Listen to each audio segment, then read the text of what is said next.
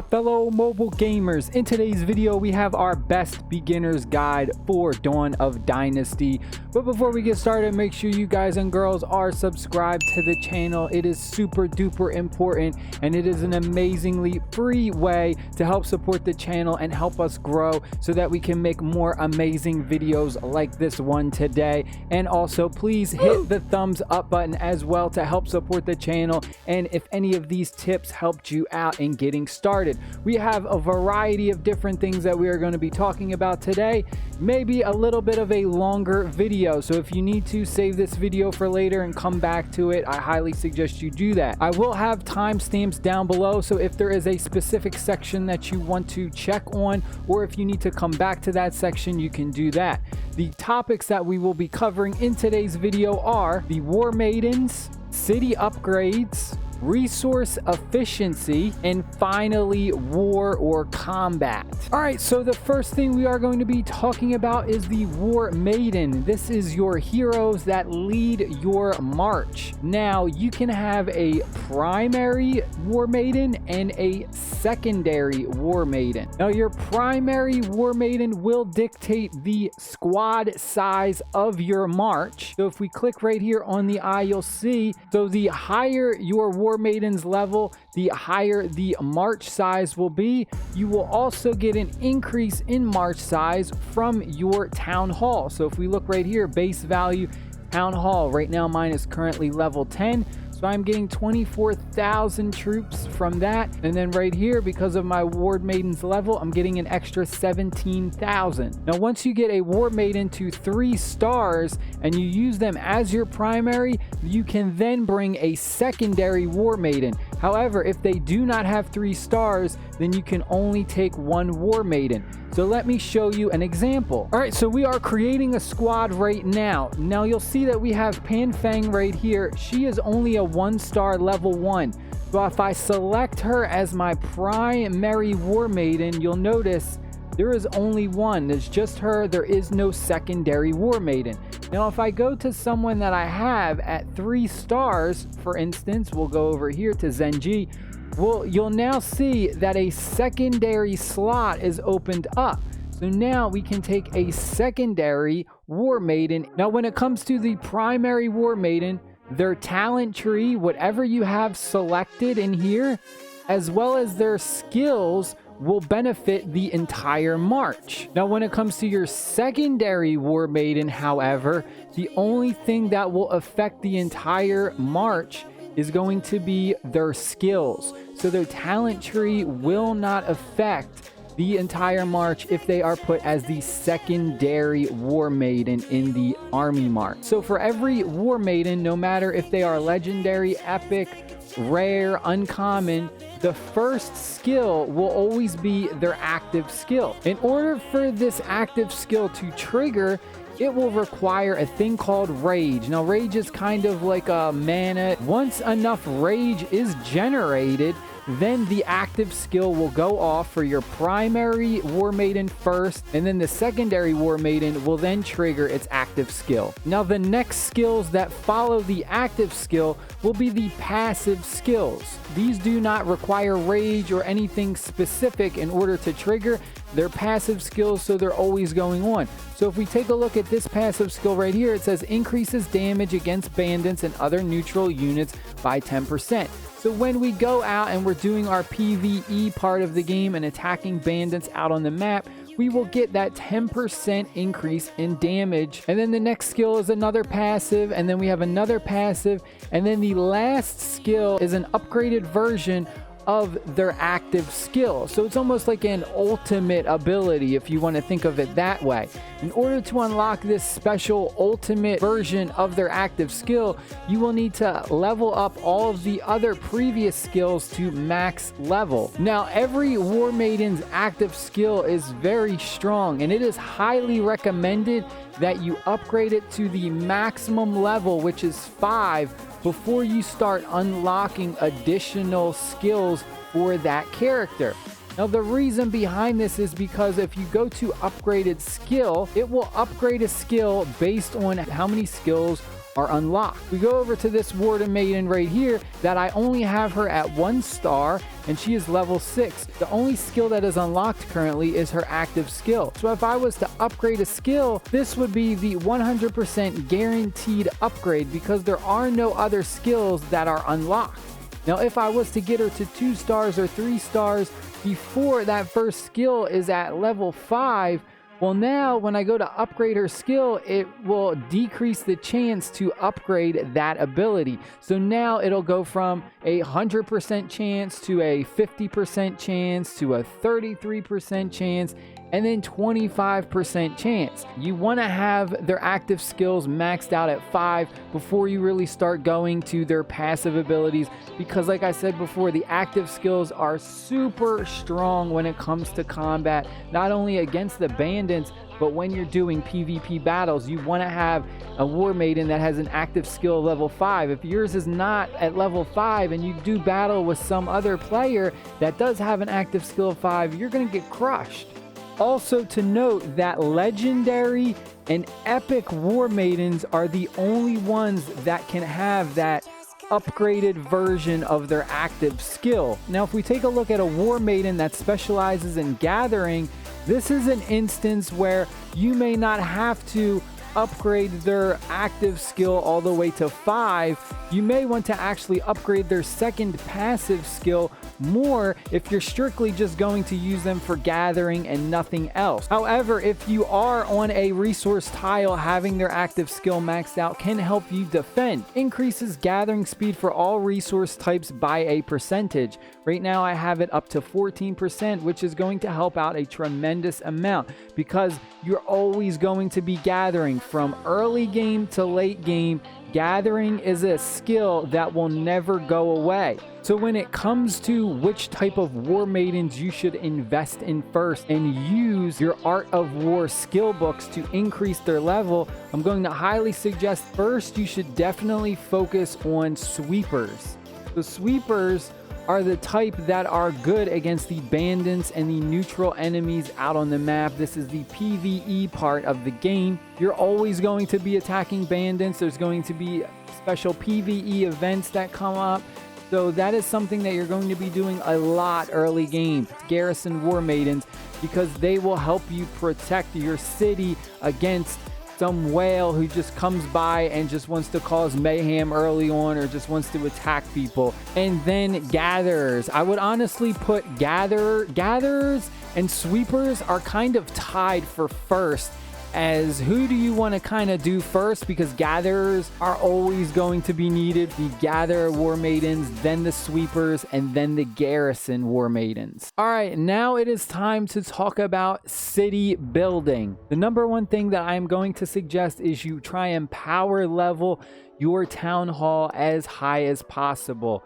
In this type of game, going through and trying to build up everything evenly will actually hurt you in the long run. You want to do the buildings that are only necessary in order to upgrade your town hall to the next level. Now, the reason the town hall is so important is because of two main reasons. When you upgrade it, you'll notice that it not only increases your squad size limit, but when you reach certain town hall levels, you will get another march slot. So once I reach town hall 11 right here, I will now have 3 march slots. And then when you go to 17, you'll get 4, and then 22, you will unlock 5. Another building that you kind of need to definitely keep in check with your town hall level is the Heavenly Mansion. Now, the Heavenly Mansion is where you do your research. And the main reason why you want to continue to keep this at the same level as your town hall is because as you do upgrade this building, it will increase your research speed and you will unlock new technology as well. So early game, if you are able to get T4 troops, then that is amazing. You will be crushing people. Now, the next important tip I have to mention is while you are upgrading your Heavenly Mansion or one of these 4 troop training buildings, you cannot do research or train troops respectively. So that is super duper important to keep in mind. So when it comes to speed ups, I highly suggest that these 5 buildings right here, your Heavenly Mansion or your troop training buildings, you speed those up when you are upgrading them, and because it's almost like a double value, because otherwise the time that's wasted upgrading this building could be time that I also could have troops training in that building. So you kind of get double value if you want to look at it that way. You kind of get double value for your speed ups when you use them on the troop training buildings or your Heavenly Mansion, which is your research building. But of course, before you do that, you want to make sure that you have your buildings maxed out on the helps. If you take a look right here, I have 3 things upgrading, and you'll notice that I reached my max helps. I have 15 helps that I can get from my guildmates. So once your max helps are reached, then you should use your speed ups, because every time somebody clicks the help button, it reduces the time for that upgrade, which basically saves you not only resources and speed ups, potentially money if you spent money on those speed ups. Now, while we are talking about helps, the building that dictates the maximum number that you can receive from your guildmates is the Alliance Hall. So this is another extremely important building that you want to have the same level as your town hall at all times possible. In fact, I would personally suggest that after your town hall reaches the next level, you should next have your Alliance Hall reach that same level. So let me give you an example. Right now I am upgrading my town hall to 11. Once this reaches 11, the next building I am going to get to 11 is going to be in my Alliance Hall. And the reason behind this is when I do increase it to 11, you'll notice my remaining helps now increases to 16.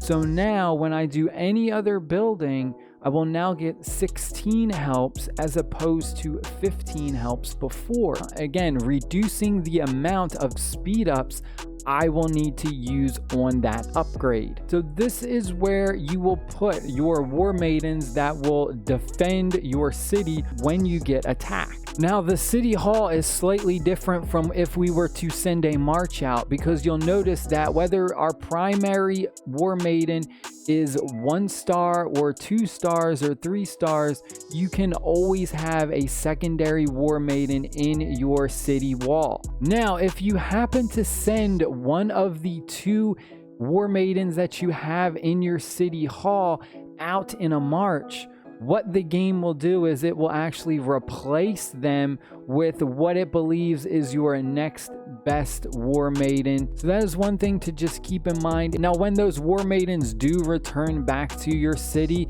they will return back to the city hall garrison. All right, now let's talk quickly about how to gain power fast. The buildings that will give you the most power is going to be your hospitals, which in this case they are called the infirmary, and also your gold mine right here that generates you gold. They cost a lot of resources, but they will give you a lot of power, and they don't cost as many speed ups, meaning that the time for upgrade is a bit lower than a lot of the other buildings. However, another option that is better to increase your power fast has to do with your research. So if we go over to our Heavenly Mansion, you're going to want to focus on the economic technology. Okay, now let's talk about resource efficiency. This is super duper important. You don't want to have lots of resources in your storage that can be plundered by enemy units. If we go over and we look at the warehouse building, this is the building that will dictate the amount of resources that are protected, and then whatever amount that you have that goes over that capacity is 100% free game for anyone to take from you. So because of that, there's 2 ways that you can protect your resources. The one way obviously would be to upgrade your warehouse, which increases the amount of protection on your resources. But the second way, which I think is definitely more important and more mindful to do, is to save your resources in your item bag, which would be kind of called like token form. As you see, I have tons and tons of resources all in here. At first glance, I don't really have a lot of resources. The only thing that looks like I have a lot of is the gold. I have about 1 million gold out right now. Tons of resources all in token form. So you want to save these like this and use them as needed. You don't want to go into your items and just start blowing through and using all these. If I were to go through and use all of these, this would get put into my storage and I would be a big, fat, juicy pig for somebody to come by and just rip apart and just steal like thousands and millions of resources from. So don't make yourself a target.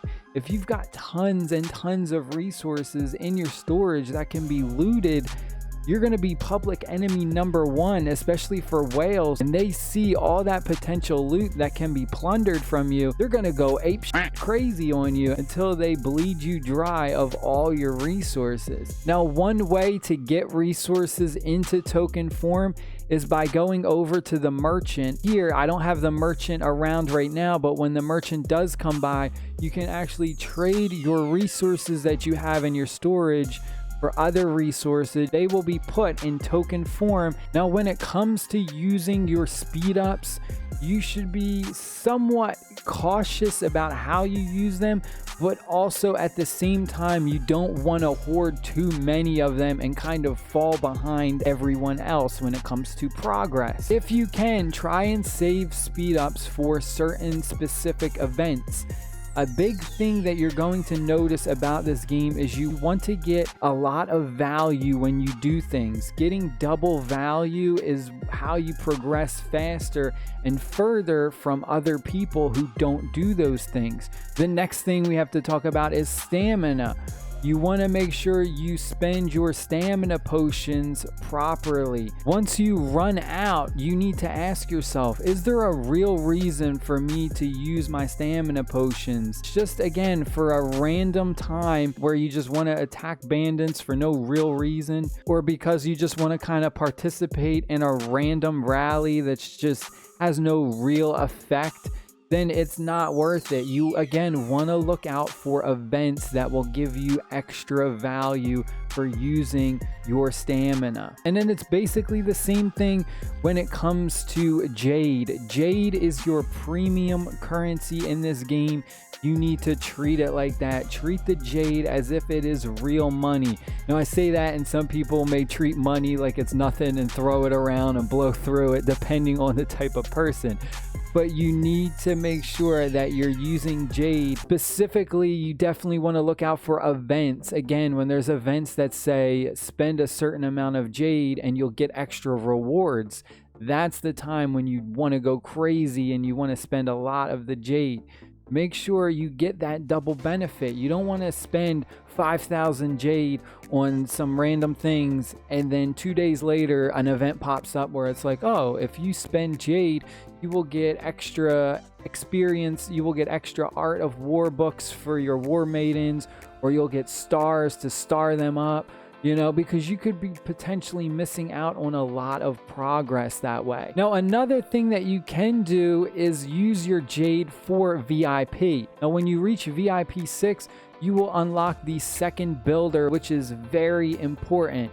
So VIP 6 is definitely something you want to reach, especially if you're free to play. If you're free to play and you have no other way to gain a lot of VIP fast, then using your jade to increase your VIP will probably be the best bet. However, you will get VIP from various things in the game. It's not like completely impossible. Like you don't have to always spend money to increase your VIP level. there's other ways that you can get VIP for free to play. It's just going to be slightly slower as opposed to those who do spend a little bit of money. Now, when it comes to gathering, I'm just going to briefly go over what I recommend when it comes to a gathering war maiden skill tree. You're going to want to focus on their gathering skill tree right here. Specifically, you're going to want to unlock this as fast as possible, the productive talent right here. After they finish gathering, the War Maiden's troops gain an additional percentage of resources. This is your #1 thing. You want to get to this as fast as possible. Next, I would suggest the Lumber Gathering Expert right here. Increases troops' lumber gathering speed by a percentage. And then finally, you are going to get Leave No Stone Unturned, which increases gathering speed for all resources by 5%. So you'll notice for this one, I did this one specifically so you can see what not to do.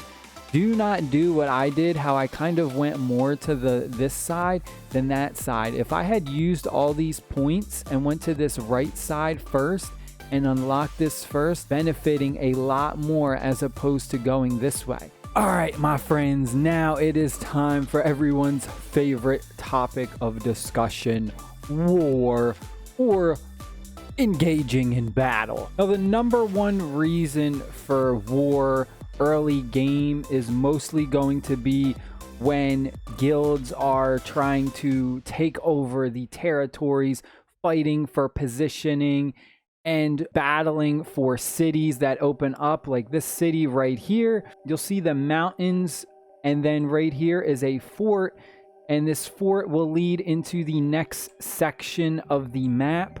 So this is another thing that guilds will be engaging in. Now, if you attack someone's city, someone's flag territory, their town hall, pretty much any structure, you will suffer casualties and those troops will be lost forever. Now, when it comes to the open field battle, however, there are two different things. There is heavy injury and light injury.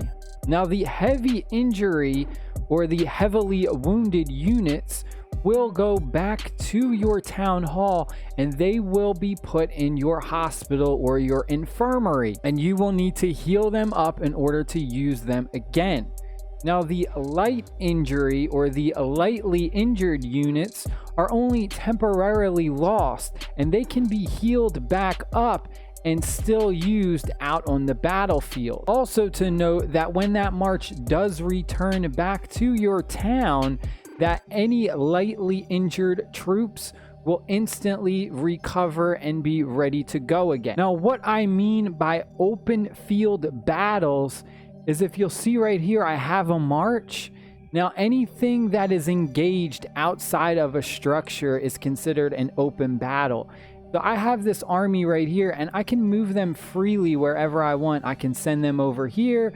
I could send them to attack these bandits if I want. If I see an enemy march that's coming by and maybe they're headed to a specific structure or maybe they're headed to a resource tile, I could send my march that's over here and bam, just like ambush them before they can get to their destination. Now, it is super duper important to understand that when your hospital capacity reaches its limit, any troops after that would be heavily injured and cannot be sent to the hospital, they will die. They will be gone forever. That's why leveling up your infirmary buildings and increasing your capacity for your heavily injured troops is very important, because you don't want to suffer those permanent losses. If your city is directly attacked, then whatever troops are injured will go into the infirmary, aka the hospital, as opposed to the attacker. The attacker will suffer permanent losses. So the defender kind of has an advantage when it comes to, so I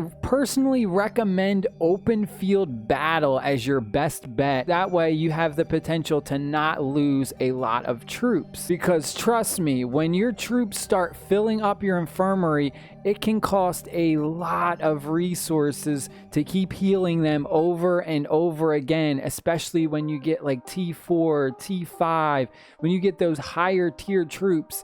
the cost to heal them is very, very high. And if all else fails, you can just simply pop a ceasefire, something like this, which will cause a ceasefire to protect your city from attacks for an amount of time. This one in particular is for 8 hours, aka it's called like using a bubbling your town hall so that it cannot get attacked. Now, it is important to note that there is a certain instance where you cannot use a shield to stop attacks. So if you have just recently engaged in battle, then you cannot just immediately pop a shield. Let me just give you an example. If we go ahead and we scout this random person, you'll notice doing this will activate battle fever, increasing your squad attack by a percentage, but prevents you from using a ceasefire for 60 seconds.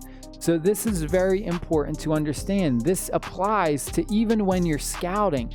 So if you scout someone, you have the potential to get attacked within those 60 seconds that you just scouted. So you need to be careful about that. You can't just scout someone and then quickly pop a shield. You have the battle fever, this 60-second cooldown that you need to pay attention to. Now, one other thing that I want to talk about when it comes to open field battle is positioning. Positioning is extremely important. And what I mean by that is, now let's say, for an example, that these town halls right here are an enemy. If I was to go and let's say I send my march right here, right off the bat, I am squashed in between 3 town halls. Now this is a very good example of what not to do, because now this enemy guild could potentially swarm me from 3 different sides. So this guy right here, he could send a march out and start engaging me. And then this guy could send in march and engage me, and then this guy could send. So I potentially could be attacked 3 different ways by 3 different people. So you want to be very careful about where your army march goes, because if you go right smack in the middle of another guild, you know, maybe even just to farm a resource. Let's say there's a resource here and I travel far and I just go through the middle of somebody's whole hive. I have the potential to have one of them just get frisky and just pop out and be like, oh, what are you doing in our neck of the woods? And then before you know it, you're just getting smashed by everybody just because you went into their territory or you just crossed by their territory. So you need to be very careful about things like that. Otherwise, you're going to have a huge hospital bill and you're just going to have tons of resources wasted over and over again. But that is it for today, folks. It was a super duper long video. If you sticked around till the end, please comment down below and let me know that you did. This was a ton of information to talk about. It took me a very long time to make it. So please, if you would, please subscribe to the channel for more DoD videos. We've got a ton more stuff to cover. And please smash the like button to help support the channel. It is greatly appreciated. I love you guys and girls. Stay happy, stay safe, and I'll see you guys and girls out on the battlefield. Peace.